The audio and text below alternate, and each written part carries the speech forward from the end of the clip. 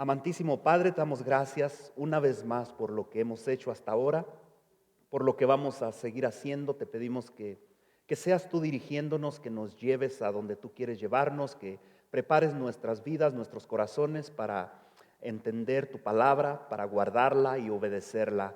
Te pido que prepares cada vida y cada corazón y que podamos, Señor, salir de aquí edificados, que tu Espíritu Santo reine, que todo lo que no sea de ti, Señor, sea quitado de en medio y que no haya nada que se interponga para que tu palabra sea predicada con el propósito que tú tienes.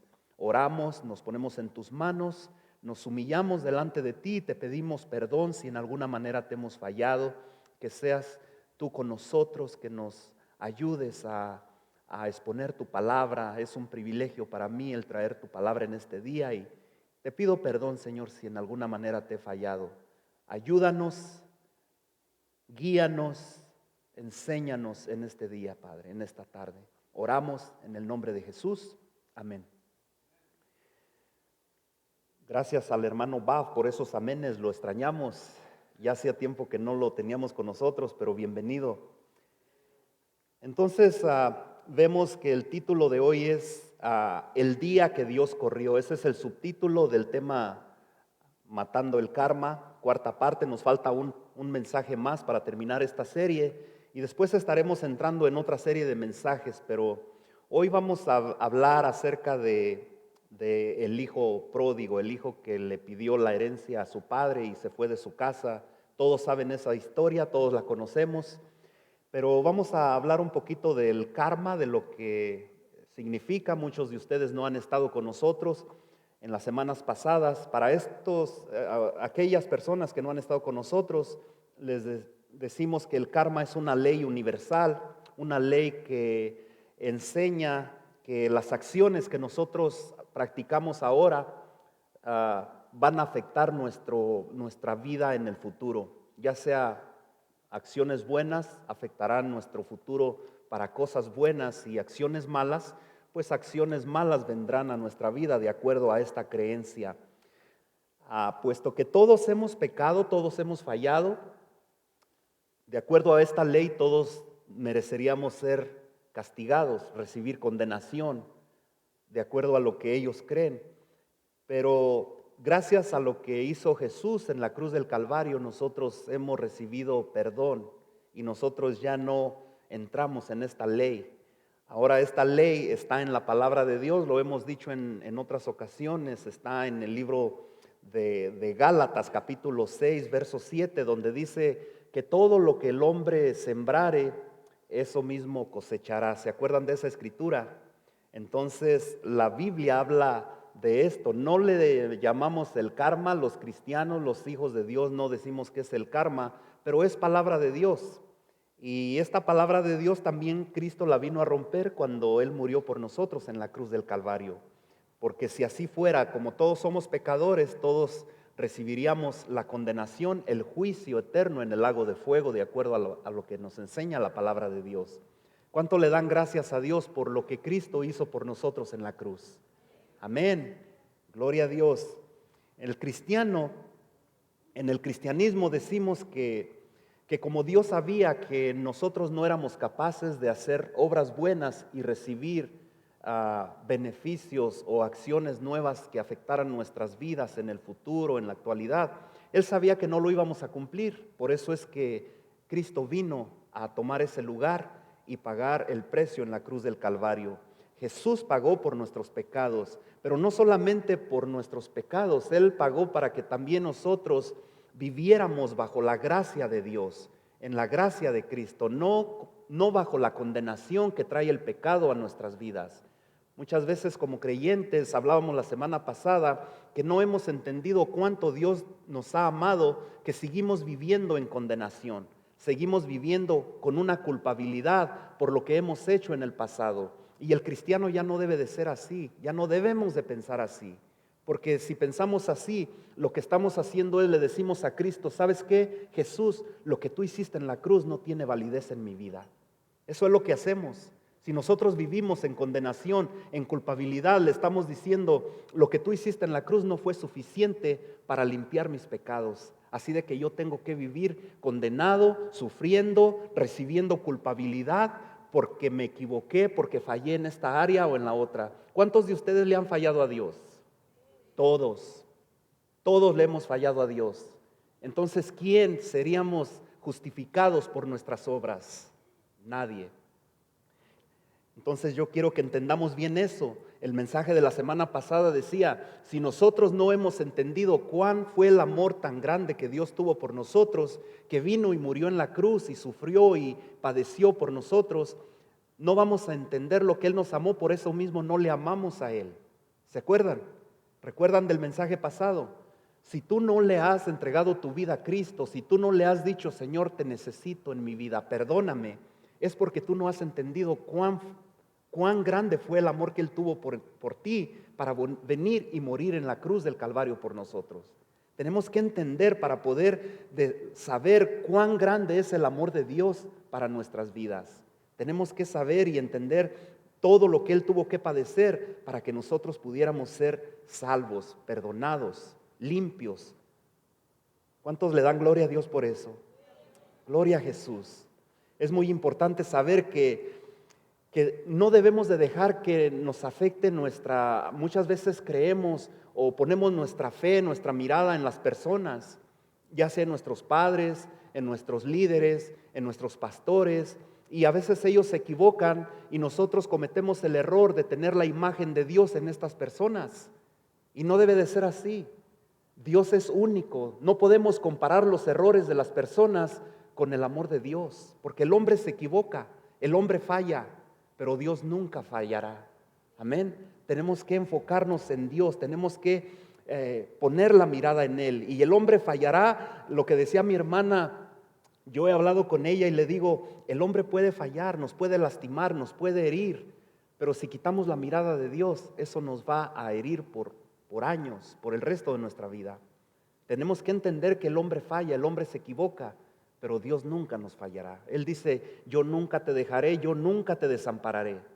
Tenemos que creer que Dios está con nosotros y a Él debemos de seguir. Y ahora mire, la hermana aquí está sirviendo a Dios con todo su corazón. Ve la diferencia, lo que Dios hace cuando entendemos que al que servimos es al Rey de Reyes y Señor de Señores. Amén. Vamos al libro de Lucas, capítulo 15, verso 11 al 20.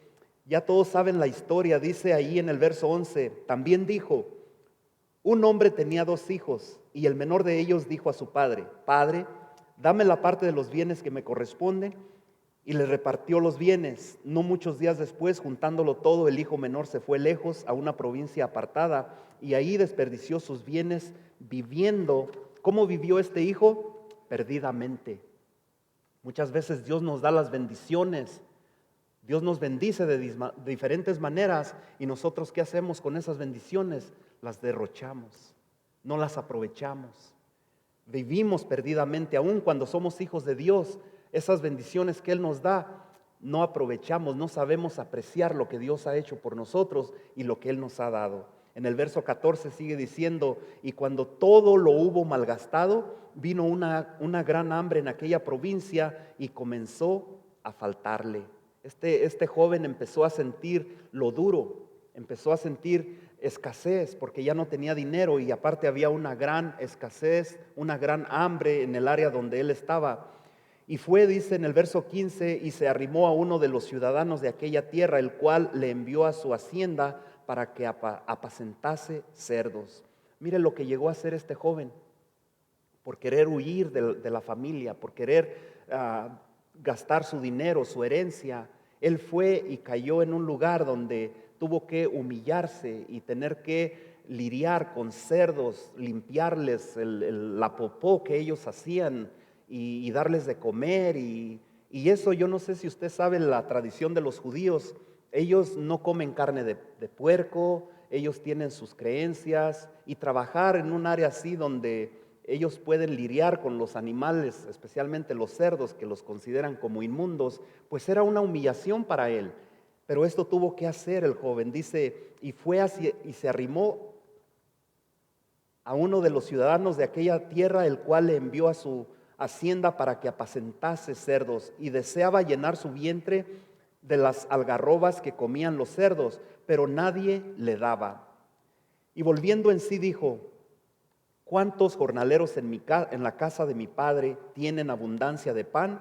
Y yo aquí padezco de hambre, yo perezco de hambre.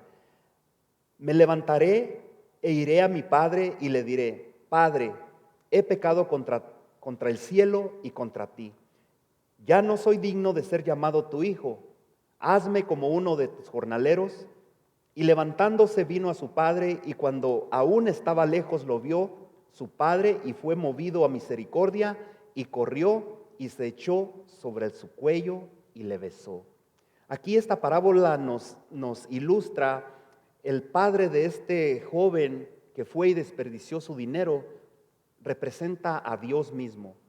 Y vemos cómo Dios, lleno en misericordia, cuando vio que este hijo regresó, él corrió y lo abrazó y lo besó. Esa es la imagen del Dios que nosotros servimos. Esa es la imagen que Dios representa a través de este hombre, un Dios de amor, un Dios que tiene compasión de nosotros, un Dios que es lleno en misericordia. Ese es al Dios al que nosotros servimos. Y para esto, cuando Jesús habló esto a los judíos, fue como un impacto, porque ellos tenían otra imagen diferente de Dios. Ninguna otra religión describe a Dios así como lo está describiendo aquí la palabra de Dios. La mayoría de las religiones enseñan que las obras que tú y yo hacemos, entre mejor sean las obras, mejor agradamos a Dios y convencemos a Dios de que tenemos derecho a recibir salvación y perdón de pecados. Pero vemos aquí un Dios que corre a levantar al que está caído, a recibir a aquel que había huido de la casa, de la familia, aquel que venía despedazado, destrozado. Vemos a un Dios que corre hacia él, y por eso el título del mensaje: el día que Dios corrió. No el día que Dios huyó, el día que Dios corrió a recibir a su hijo, aquel hijo que había huido de la presencia de su padre. Cuando Jesús dijo estas palabras, los judíos se sorprendieron. Solamente el cristianismo describe a un Dios que corre hacia nosotros cuando estamos pasando situaciones difíciles. ¿Cuántos saben eso? Yo no sé cuál es tu situación en este día, pero si tú estás pasando una situación difícil, yo te digo una cosa: deja de correr y buscar soluciones al problema de otra manera. Simplemente deja de correr, deja de huir de Dios, y Dios va a correr hacia donde tú estás para socorrerte, para ayudarte, para bendecirte. Nuestro Dios corre hacia nosotros solamente si nosotros paramos de huir de Él. Así como el joven huyó de la presencia de su familia, de su padre, el padre no pudo hacer nada, porque Dios nos da el libre albedrío. Si tú quieres alejarte de Dios, Dios te dice: hazlo, pero bajo tu riesgo. Dios quiere que nosotros dejemos de correr, dejemos de buscar las cosas que muchas veces creemos que traen solución a nuestras vidas, o que llenan ese vacío que nosotros tenemos en nuestro corazón, y lo único que hacemos es huimos de la presencia de Dios. Yo te digo en este día: deja de correr de la presencia de Dios. ¿Cómo podemos nosotros parar de correr para que Dios corra hacia nosotros? Vamos a estar aprendiendo estas áreas, estas partes. ¿Cómo podemos nosotros parar de correr para que Dios corra hacia donde nosotros estamos? Número 1, tenemos que parar de rebelarnos y regresar al cuidado del Padre. Muchas veces nosotros somos rebeldes. ¿Cuántos de ustedes tienen hijos en la juventud, en la adolescencia, que se rebelan contra las leyes de la familia? Amén. Yo creo que todos fuimos jóvenes y en alguna ocasión nos rebelamos en contra de las leyes que nuestros padres nos ponían, ¿sí o no? Amén. Y es lo mismo que pasa ahora con los jóvenes. Y muchas veces no los entendemos y queremos obligarlos a que vengan a la iglesia, pero son etapas que ellos pasan, así como nosotros las pasamos también. Tenemos que tener sabiduría para cómo tratar con ellos, cómo lidiar con ellos y en lugar de rechazarlos, mostrarles ese amor que Dios nos mostró a nosotros. Tenemos que parar de rebelarnos y regresar al cuidado del Padre Celestial. En Lucas capítulo 15, verso 13 dice: no muchos días después, juntándolo todo, el hijo menor se fue lejos a una provincia apartada y ahí desperdició sus bienes viviendo perdidamente. Muchas veces cuando nosotros tenemos bienes materiales, lo que hacemos es vivir perdidamente y no utilizarlos como Dios quiere que nosotros utilicemos esas bendiciones que Él nos ha dado. Apenas nos llegan los income tax y ya estamos pensando en qué los vamos a gastar antes de decir: Señor, ¿qué quieres que yo haga con este dinero? Y nos vemos como en poquita abundancia y ya empezamos a pensar en qué lo vamos a gastar. Y muchas veces no son cosas buenas que ocupamos o que necesitamos. Muchas veces son cosas que a la larga o en el futuro nos pueden perjudicar. Porque es la tendencia de nosotros de gastar, de malgastar el dinero en cosas que no nos benefician. Este joven básicamente, cuando huyó de su casa, le estaba diciendo al papá, a su familia: yo estoy cansado de este tipo de vida que he estado llevando con ustedes. Muchas veces en la religión, comparándolo con la religión, con lo que el karma o otras religiones enseñan, es que nos cansamos de las reglas y leyes que nos ponen en las iglesias. Muchas veces llegamos a una iglesia y nos dicen: aquí te tienes que vestir de este modo, aquí tienes que comportarte de esta manera, aquí tienes que usar corbata o usar este tipo de vestidos, o no maquillarte, o no usar aretes, o es una serie de reglamentos que le ponen las iglesias a las personas. Muchas veces pasa lo mismo. Las personas, en lugar de quedarse y servir a Dios y enfocar su mirada en servir a Dios, se enfocan más en los reglamentos y las leyes que les ponen en las iglesias. Y lo que hace la gente es salir huyendo, porque dicen: no, aquí yo quiero danzar para el Señor, y aquí no dejan. Aquí dicen: no, quietecito, aquí tiene que haber orden. Y luego se van a un extremo que no debe de haber nada de avivamiento, y otras iglesias se van al otro extremo, donde muchas veces estamos aquí en la iglesia y hacemos cosas terribles diciendo que estamos en la unción del Espíritu Santo, y en realidad son cosas que nosotros somos llevados por las emociones y nos vamos de un extremo a otro. Entonces tenemos que poner la mirada en Dios, no en la religión. La religión nos marca la pauta de qué hacer y qué no hacer, pero Cristo vino a romper esas leyes, esas reglas de los hombres. Este joven se desconectó de Dios cuando él huyó de su padre. Este joven dijo: yo quiero hacer mi vida a mi manera. Cuando él se desconecta de su padre y se va a gastar su dinero, lo que él hace es vivir una vida descontrolada, una vida loca. ¿Cuántos de ustedes vivieron la vida loca? Amén. Cuando hay dinero, cuando hay libertad, cuando no están los padres cerca, cuando vivimos solos como jóvenes, lo que hacemos es vivir una vida descontrolada. Y eso es lo que pasa cuando queremos gastar las bendiciones que Dios nos da.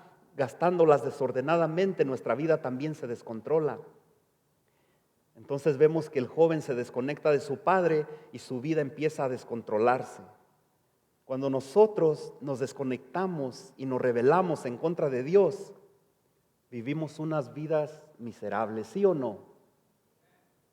¿Sí o no te ha pasado eso? Amén. Cuando nos subimos en esa máquina de la religión, comparándolo con la máquina de correr, ¿cuánto les gusta correr en las máquinas o en las calles? Yo sé que hay muchos atletas por aquí que les gusta correr. Cuando tú te subes a una máquina de correr, esa máquina te lleva a donde ella quiere. Si tú intentas cambiar el ritmo de cómo ella está trabajando, tú te tambaleas y te caes porque o te acoplas al ritmo que ella está marcando o te saca. Así son las religiones. Cuando tú entras en una religión, tú tienes que entrar a ese ritmo que la religión te marca. Porque cuando quieres hacer tú las cosas que Dios quiere que hagas, esa religión lo que hace es sacarte, desplazarte, porque tú no te estás sometiendo al ritmo, a la velocidad que esa máquina lleva. ¿Sí o no? Nos subimos a la religión, nos subimos a la máquina que es una religión y que nos quiere llevar al ritmo que ella quiere. En México hay un dicho que dice, aquí bailas al son que yo te toque. ¿Sí o no? ¿Lo han oído? Aquí tienes que bailar al ritmo que yo te toque. Así son las religiones. Entramos en una religión y nos dices, aquí tienes que hacer esto y tienes que hacer aquello. Y si no te gusta, ahí está la puerta. Eso es lo que la religión enseña. Por eso este joven salió huyendo. Muchas veces en las iglesias eso es lo que vemos. Hacer y no hacer. Haz esto y no hagas esto. La gente cuando se sube en esas máquinas de la religión, lo que empieza es tratar de agradar a las personas, a los líderes, pero se desconecta de Dios. Por agradar al líder, al pastor o al líder de la congregación, esta persona se desconecta de lo que realmente Dios lo llamó a hacer. Porque tú ya no te estás cuidando de qué Dios me llamó a hacer o qué Dios quiere que yo haga. Tú te estás cuidando qué va a decir el pastor si me ve haciendo esto o si hago esto. Tenemos que seguir a Dios, hacer la voluntad de Dios, no de una religión. Por eso es que Cristo vino y mató el karma en la cruz del Calvario. Amén. Si no, imagínese por nuestras obras, ¿qué pudiéramos ser nosotros? No podemos ser nada. Empezamos en la religión a querer agradar a las personas, al hombre. Este joven desechó a su padre y trató de llenar ese vacío con cosas que no le beneficiaban a él. Muchas veces huimos de Dios porque la religión nos consume, nos absorbe y nos cansa. Y huimos de la presencia de Dios creyendo que estamos haciendo lo correcto. Cuando se terminó el dinero, este joven miró que ya no tenía amigos, que ya no tenía que comer. Y fue que buscó un trabajo en una posilga o en un chiquero de cerdos. No sé cómo le dicen en su país. ¿Cómo le dicen en su país a una posilga, a un chiquero donde encierran a los cerdos? Chiqueros. A veces tiene uno que tener cuidado con las palabras que usa, porque el otro día la hermana Ana y Miguel me sorprendieron con el lavar trastes. Ni quiero entrar en ese tema porque... Pero tiene uno que tener cuidado a veces las palabras para alguien, especialmente aquí que habemos de culturas diferentes, significan una cosa para alguien, pero otra para otras personas. Entonces vemos que este joven tuvo que llegar a querer comer hasta comida de la que le daban a los cerdos por haberse desconectado del Padre. Dios hace sus milagros, las cosas maravillosas, cuando muchas veces nosotros tenemos que llegar a estar en este lugar donde estuvo el joven, en miseria, en una posilga, en un chiquero, donde realmente reconocemos que necesitamos de Dios. Muchas veces tenemos que tocar fondo en nuestra vida cuando nos alejamos de Dios. Y Dios quiere usar esas situaciones para traernos otra vez de regreso a los caminos de Dios. Y fue lo que pasó con este joven. Dios permitió que este joven llegara hasta lo más vil, a dormir y a comer de lo que los cerdos comían, para poder entender y recapacitar y despertar del error que él estaba cometiendo. En Lucas capítulo 15, verso 17 al 18 dice, y volviendo en sí dijo, ¿cuántos jornaleros en casa de mi padre tienen abundancia de pan y yo aquí perezco de hambre? Me levantaré e iré a mi padre y le diré, Padre, he pecado contra el cielo y contra ti. No fue hasta que él estuvo en esta situación cuando él recapacitó. Muchas veces nosotros queremos ayudar a personas que están pasando una situación difícil, pero Dios tiene un plan y un propósito en sus vidas, que Dios los quiere llevar a un lugar donde ellos tengan que reconocer y recapacitar que necesitan de la ayuda de Dios. Finalmente él despertó un día, quizás el olor a la popo de cerdo lo despertó, lo incomodó y dijo, ¿qué estoy haciendo yo aquí? Pudiendo estar en la casa de mi padre, gozando de los beneficios que él tenía para mí. Hasta los trabajadores viven mejor que yo, comen mejor que yo. Y yo aquí perdiéndome de esas bendiciones. Él despertó viviendo ahí en un chiquero, en una pocilga, y recapacitó. ¿Cómo podemos nosotros parar de correr para que Dios venga a nosotros? Número 2, tenemos que parar de correr y descansar en la aprobación, en la voluntad de Dios. Cuando se despertó, este joven dejó de correr y empezó a caminar de regreso a su casa. Él empezó a planear un discurso. Empezó a decir, pero ahora ¿cómo llego? Ya me gasté el dinero, ya no tengo dinero y mi papá no va a estar muy contento conmigo. ¿Cómo regreso a él? ¿Qué le voy a decir? Y él empezó a preparar un discurso. ¿Cuántos de ustedes cuando hacemos algo malo empezamos a decir si es que ofendimos a la esposa o a los papás? Decimos, ¿y ahora cómo corrijo este error? ¿Y qué le voy a decir? Y empezamos a maquinar, a planear. Ya sé. Le voy a decir que esto lo hice por esto y cuando llegue ya tenemos el plan, ¿sí o no? ¿Verdad que sí? Empezamos a decir, ¿qué le voy a decir? Así el joven dijo, ¿cómo le voy a llegar a mi padre? ¿Qué le voy a explicar? ¿Con qué lo voy a convencer para que él me reciba? Y él empezó a hacer un discurso y a decir, regresaré y estaré allí con él. Entonces él se da cuenta de todo lo mucho que había dañado a su padre y reconoce y regresa, decide regresar. Él no sabía cómo iba a reaccionar su papá, porque él había dañado no solamente su vida, pero también la de su padre. Pero él dice, me levantaré e iré a mi padre y le diré, Padre, he pecado en contra del cielo y contra ti. Ya no soy digno de ser llamado tu hijo. Hazme como a uno de tus jornaleros. Él le dio por ahí, dijo, pues le voy a decir que ya no soy digno de ser su hijo y él se va a compadecer de mí. Pero él creía que su padre lo iba a rechazar y no era así. Su padre lo estaba esperando con los brazos abiertos, así como Dios nos espera con los brazos abiertos cuando tú y yo nos equivocamos. Esta es la imagen del Dios al que nosotros servimos. ¿Cuánto le sirven a un Dios vivo? Amén. Nunca vamos a entender a qué Dios le servimos si no entendemos cuánto Él nos ha amado. Las únicas personas que pueden entender cuánto Dios los ha amado y cuánto Dios nos puede perdonar son aquellos que necesitamos entender primeramente que necesitamos perdón, que hemos pecado. Así como este joven entendió que había fallado al irse de su casa, al gastar su dinero y ahora estar trabajando en una pocilga de cerdos, fue cuando él entendió que necesitaba el perdón de su padre. Muchas veces nosotros fallamos a Dios, pero creemos que todo está bien y que no tenemos nada de qué pedirle perdón a Dios. Los únicos que necesitan o que reciben el perdón de Dios son aquellos que están en desesperación y reconociendo que le han fallado a Dios.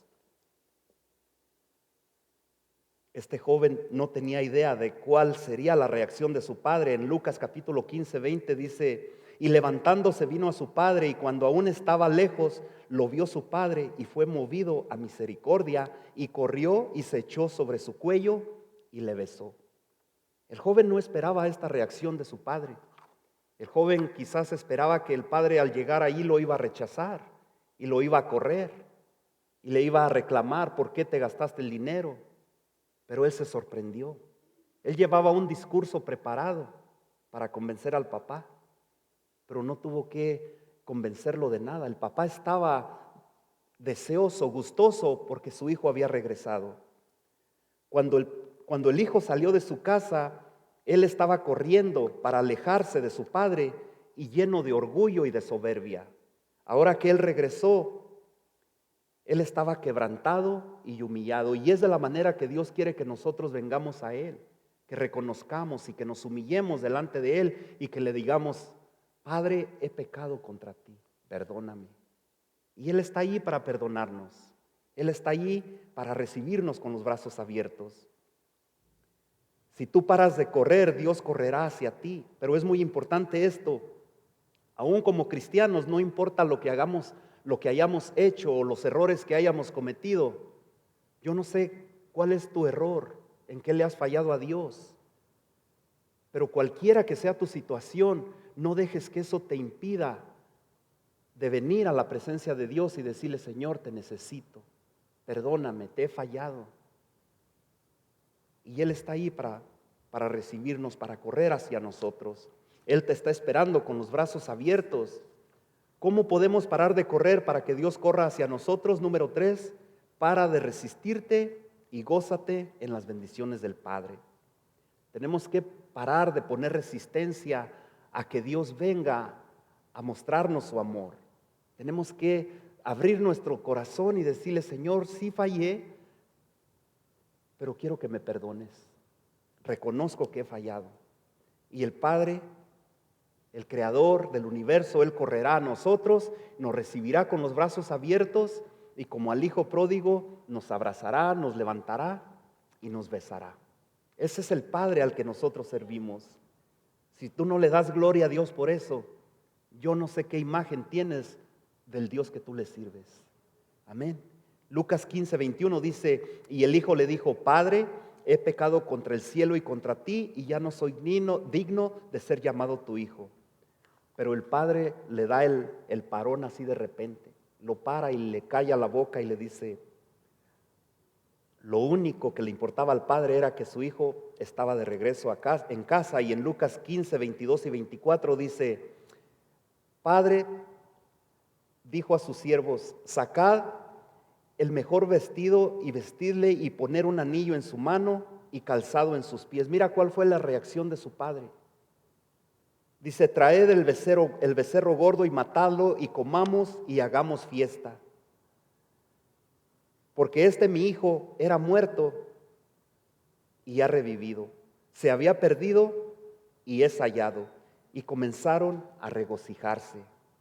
Nota el verso 24, dice: ese hijo estaba muerto. Muchas veces nosotros estamos muertos en nuestros delitos y pecados y creemos que no somos dignos de venir a la presencia de Dios. Pero Dios está allí esperándonos. En Lucas capítulo 15, 28 al 31 dice: entonces se enojó el hermano mayor, dice, y no quería entrar. Salió por tanto su padre y le rogaba que entrase. Mas él respondiendo dijo al padre: he aquí tantos años te sirvo, no habiéndote desobedecido jamás, y nunca me has dado ni un cabrito, ni un chivito para hacerlo en birria. Imagínese, todo el tiempo le había servido, todo el tiempo había sido fiel y nunca le había dado nada al papá, pero era porque él no lo había pedido, porque él lo tenía allí. Muchas veces nosotros somos egoístas y orgullosos con Dios y le decimos: Señor, yo te sirvo, ¿y tú qué me das? Y mira cómo estoy, y no tengo trabajo, y no tengo dinero, y mis hijos están rebeldes, y yo te sirvo en la iglesia, y canto, y toco, y enseño a los niños, pero mira mis hijos cómo están, rebeldes. Y empezamos como a entrar en orgullo y decimos: entonces, ¿para qué te sirvo? Y no es así. Las bendiciones de Dios están ahí. Dice: pero cuando vino tu hijo, en el verso 30, que ha consumido tus bienes con rameras, has hecho matar para él el becerro gordo. Él entonces le dijo: hijo, tú siempre estás conmigo y todas mis cosas son tuyas. Él no las había disfrutado porque no había querido, porque ahí las tenía. Él dice: esto no es justo, yo merezco que me hicieras fiesta porque siempre fui fiel a ti y tú nunca me hiciste una fiesta. Y mira ahora, el hijo que te desobedeció, que se llevó tu dinero, es al que le haces la fiesta. Él no miraba que esto era justo. Vemos nuevamente en Lucas 15:31, dice: mi hijo, dejó el padre, tú siempre estás conmigo y todo lo mío es tuyo. Dijo el padre: tú siempre estás conmigo y todo lo mío es tuyo. El padre le dice: podrías habérmelo pedido, pero nunca lo hiciste. Muchas veces nosotros estamos también viviendo en las bendiciones de Dios y y no las recibimos porque no queremos, pero las bendiciones están ahí. Cuando le servimos, cuando somos fieles a Dios, Él es fiel con nosotros. Te voy a pedir que te pongas de pie mientras mis hermanos pasan y nos ministran con una última alabanza. El padre le dice al hijo: podrías haberme pedido un ternero, un chivito, un becerrito, lo que hubieras querido, allí los tenías, pero nunca lo hiciste. Pero el hijo no tenía derecho a hacerlo porque, volviendo una vez más, todos nosotros hemos pecado y no podemos reclamarle a Dios porque le hemos fallado a Dios. No tenemos derecho de venir a Él y decir: yo soy justo, yo no he fallado, yo nunca te fallo, porque lo hacemos, nos equivocamos como humanos. Pero el hijo creía que él era privilegiado, que él tenía que haber sido el niño del bautizo, como decimos allí, porque había sido fiel al Padre. Debido a que él vivía en orgullo en la casa de su padre, era por eso que él no recibía estas bendiciones. Muchas veces también nosotros vivimos en orgullo en la iglesia, y porque ya somos creyentes, como ya somos hijos de Dios, miramos a las demás personas cuando nos visitan que no son creyentes o no son cristianos como algo inferior a nosotros, porque nos llenamos de orgullo. No queremos ni ir a saludarlos y darles una bienvenida, porque creemos que yo soy el Hijo de Dios y yo aquí nada más mis chicharrones truenan y nadie más va a venir y tomar mi lugar, y empezamos como a llenarnos así de orgullo. Y Dios quiere que seamos humildes. Amén. Acuérdate de dónde te sacó el Señor.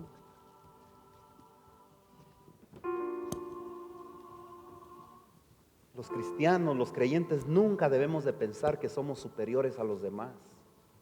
Tenemos que tener humildad, porque eso es vivir en orgullo, así como el hijo mayor vivía en orgullo en la casa del Padre. Para terminar, ahí donde tú estás, cierra tus ojos. Si tú crees que has vivido en orgullo, si tú crees que has desperdiciado, que has derrochado las bendiciones de Dios, si tú estás a punto, estás pensando alejarte de Dios y huir de Él, correr de la presencia de Dios, buscando llenar huecos vacíos en tu corazón, déjame decirte una cosa: ese vacío que hay en tu corazón, en tu vida, no lo va a llenar nada más si no es la presencia de Dios en tu vida. Si tú le has fallado a Dios, te has equivocado como todos lo hemos hecho, ahí donde tú estás, dile: Señor, te pido perdón. No soy digno de venir a ti. No soy digno de ser llamado tu hijo. Y Dios está allí para recibirte y perdonarte. Ahí donde tú estás, si tú no le has entregado tu vida al Señor, si tú reconoces que le has fallado y que nunca le has entregado tu vida, dile: Señor Jesús, perdóname. Entra en mi vida, entra en mi corazón. Límpiame de todo pecado. Me arrepiento. Yo quiero servirte. Yo quiero ser fiel a ti. Yo quiero ser tu hijo. Quiero vivir y disfrutar de las bendiciones que tú tienes para mí. Anota mi nombre en el libro de la vida. Perdóname. Sálvame. En el nombre de Jesús. En el nombre de Jesús te lo pido.